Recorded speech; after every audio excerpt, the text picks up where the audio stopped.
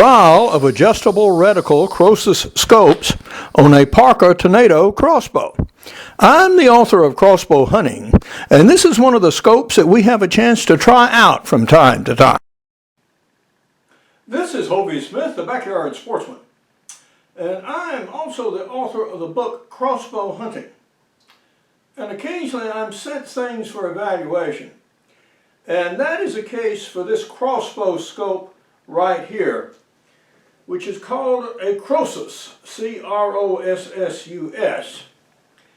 Now, it has some unusual features compared to the usual crossbow scope. The first thing you'll notice is the diameter of the tubes is different. This has a larger tube, so it will gather more light.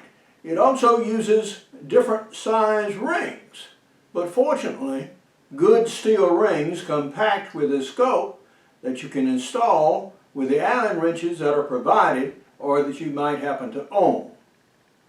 Now, other features of this scope that are somewhat different than usual. It is an illuminated scope, so you can do night shooting with it and it will illuminate your crosshairs. It has, of course, a windage and elevation adjustments as usual. It has integral scope caps, which are nice. This scope is also adjustable from crossbow speeds from 300 feet per second to 425 feet per second. And it has a series of graduated reticles on the inside. So you find your distance and you adjust accordingly on the target.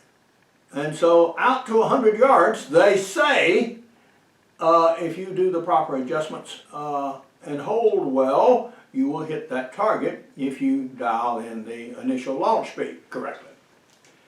So we shall evaluate some of these features presently. The scope is larger. It's a little bit heavier, a couple ounces, not really significant, approximately the same length. So it has some good and useful features. Now, one of the problems with relatively inexpensive scopes is that, well, sometimes they work and sometimes they do not. So we will test this one and see if it does what it says it will do. I hope that it will, because this is a nice looking, apparently good put together package. The first arrow struck here, then the second one moved up to here, and the third adjustment moved it to strike more nearly the center of the bull. So this is about 1.5 full turns of the adjustments. If I'd taken this to 20 yards and shot, the first arrow would have wound up here down in the dirt.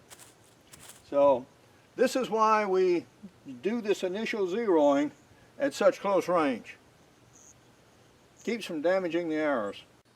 When we shot yesterday, we sort of guesstimated what the speed of the arrow was. So now we're going to be a bit more precise and go ahead and chronograph it and set the scope accordingly. Well, we've fired 5 shots thus far with the chronograph, and we're running from 291 to 295 feet per second on here. And so we adjusted the feet per second range here down to the lowest setting, which is 300 feet per second. And that shifted the strike of the arrow low. So now we're re-zeroing at 20 yards. And it looks like we're just beneath the bullseye here. And now that we've adjusted the scope, we're going to be shooting at the 40-yard reticle here and see if we can hit within a 6-inch circle.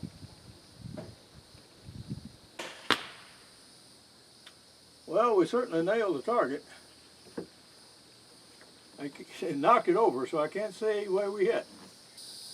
With the scope set at 300 feet per second and shooting at the 40-yard target, we hit the bullseye about 1 finger width to the right. So that was an excellent shot.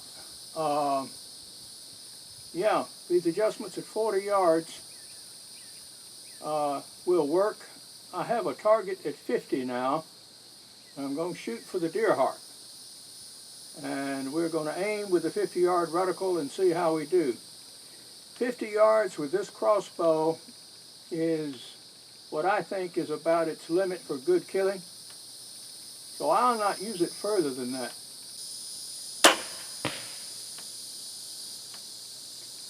Well, let's see how we did. Although we were very well zeroed at 40 yards,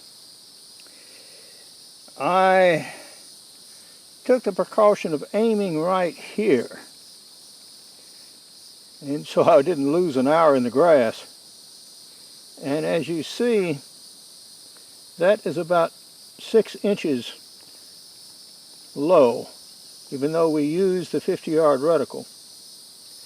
So at 50 yards and further, I think this reticle adjustment becomes less and less reliable with this particular crossbow arrow combination. That's close, but only because I compensated by aiming right here. So what I'm saying is that if you use the crosshair adjustments and you're shooting at 50 yards, you probably have to use the 60-yard reticle to get a reliable hit in this area. We'll try that and see how we do.